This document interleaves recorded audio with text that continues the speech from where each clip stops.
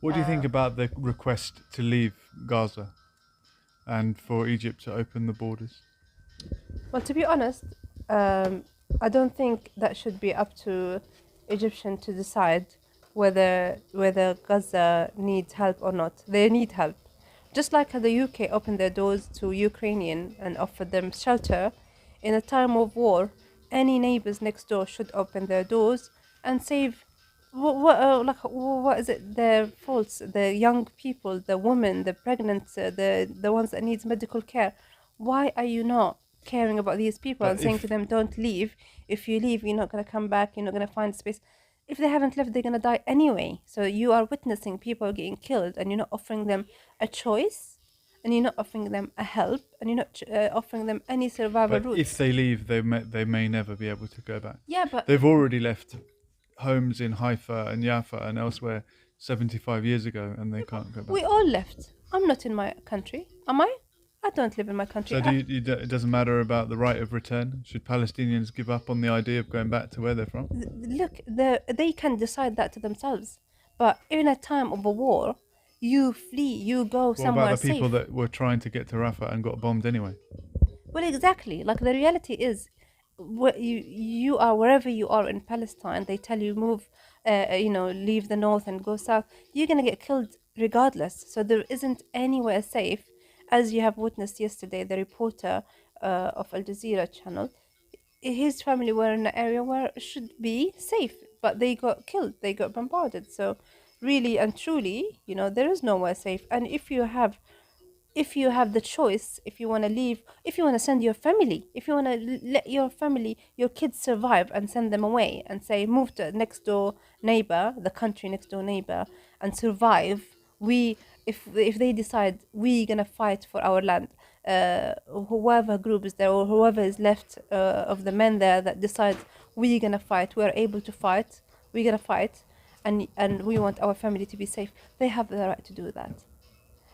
I had the right to choose where I want to live safely, where I can have access to medication, medical care, education.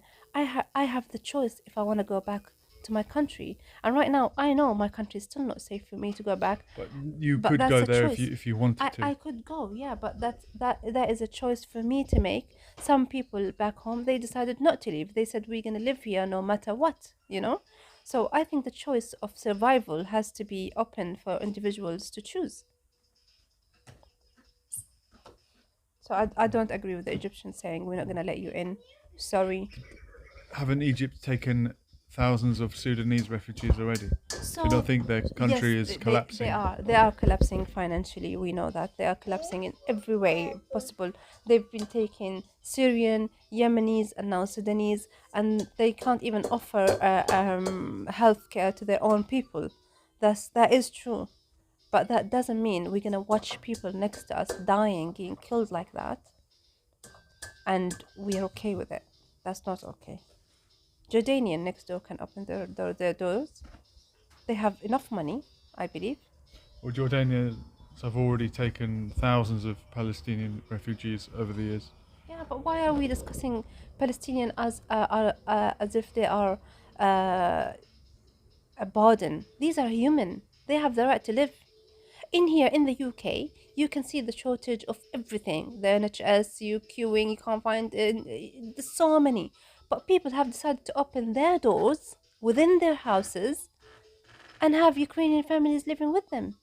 They don't even know the backgrounds of those Ukrainian families. Some of them might have been, God knows, a serial killer. I don't know.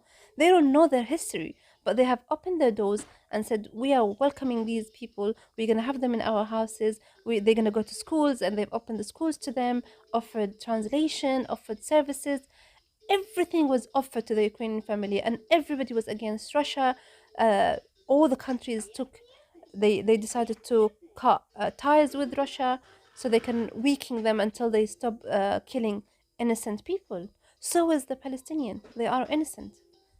And everybody should take on this, and whoever doesn't, sadly, is going to be written in the history. And I'm going to teach my kids to remember what happened in those days.